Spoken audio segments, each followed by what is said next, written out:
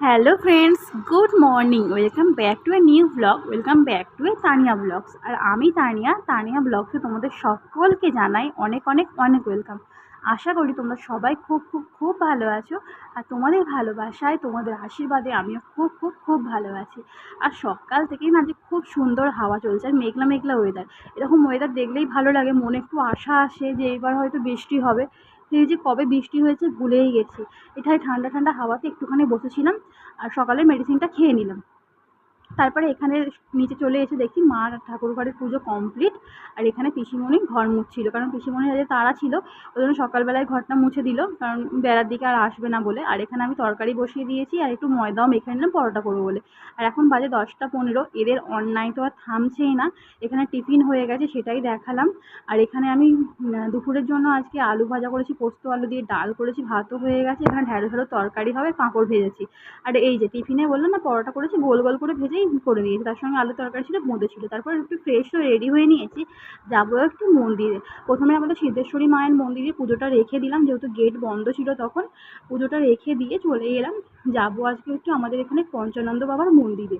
আর এখানে হচ্ছে, এটা হলো নাকি বাবার পুকুর, আমি জানতাম না। এই পুকুর থেকে জল নিতে হবে। আর এখানে সব ভাইগুলো স্নান করছিল, ওরা বললো আমাদের একটু ভিডিও করো, তাই ওদের একটু ভিডিও ক্লিপস নিয়ে নিলাম। আর চলে এসেছি বাবার মন্দিরে। মন্দিরে চলে এসে এখানে সমস্ত পুজো টুজোগুলো গুছিয়ে নিচ্ছিলাম। আমি এই মন্দিরটায় একবার এসেছিলাম, কিন্তু পুজো দিতে আজকে ফার্স্ট টাইম এলাম। আর দেখো বাবার মূর্তিটা দেখো, কত সুন্দরভাবে রয়েছে, তাই না? আর সব পঞ্চানন্দ বাবার মূর্তিই কিন্তু লাল কালারের হয়, তাই না বলো? আমাদের ওখানে না বাবা পঞ্চানন্দটা অতটা ছিল না, ওই জন্য আমি জানতাম না, এখানে এসেই দেখেছি।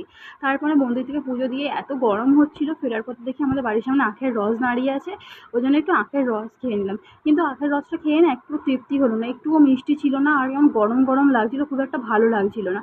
তারপর এসে দুপুরবেলা খাওয়া দাওয়া করেছিলাম, খেয়ে দিয়ে ঘুমিয়ে পড়েছিলাম। ঘুম থেকে উঠেই না কেমন মাথা যন্ত্রণা করছে। ওই জন্য বিকালবেলাতে এত আমি চা খাই না।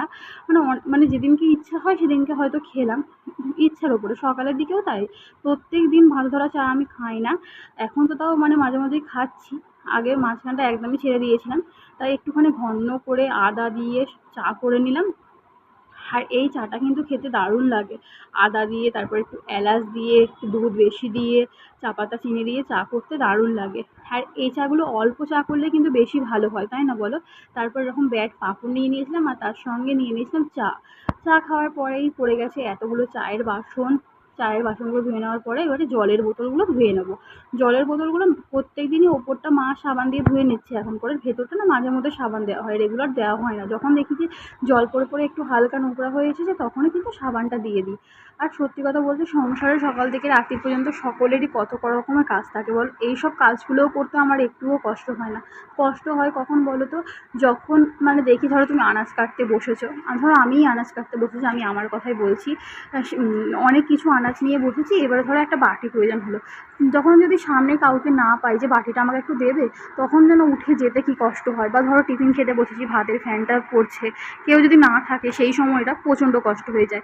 মা থাকলে বা তোমাদের দাদাভাই থাকলে, বাপি থাকলে হেল্প তো করেই দেয়। মাঝে মাঝে যখন কেউ সামনে থাকে না, প্রচণ্ড পরিমাণে যেন কষ্ট হয়ে যায়। সারাদিন সংসারে অত কাজের মধ্যেও কষ্ট হয় না যে ওই কাজগুলো করতে কষ্ট হয়। বা ধরো জামা কাপড় মেলে চলে এলাম, তারপরেই বৃষ্টি নেমে গেল, এই কাজগুলো কিন্তু মারাত্মক লেভেলের কষ্ট।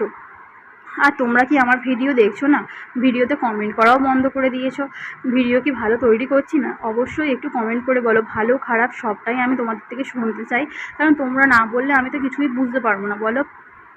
আর তোমরা না বললে আমি তো নিজের ভুলগুলোও সংশোধন করতে পারবো না, তাই না বলো?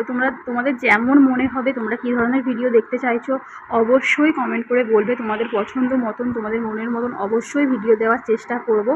আর দেখো, কথা বলতে বলতে জলের বোতলগুলো ধুয়ে নিলাম। আর জলের বোতলগুলো না দুদিন ছাড়া না ধুলে এত পরিমাণে একটা শ্যাওলা শ্যাওলা স্যাঁতস্যাঁতে ভাব হয়ে যায় যে জল খেতে গেলে না নাকে যেন একটা কেমন গন্ধ লাগে। ওই জন্য অভ্যাস হয়ে গেছে যে সবসময় জলগুলো এরকম করে বোতলগুলো ধুয়ে ধুয়ে পরিষ্কার করে নিই। আর এখন বিকালের দিকটা, সকালের দিকটা তো এত পরিমাণ রোদ্দুর উঠে যায় যে রান্নাঘরে ঢুকলে কতক্ষণে রান্নাঘর থেকে বেরিয়ে যাব সেই তাল খুঁজি। আর সকালের দিকে হয়েও ওঠে না। আর মাই এই কাজগুলো বেশিরভাগ করে থাকে এখন, আমি তো এই কাজগুলো অতটা করছি না এখন করে।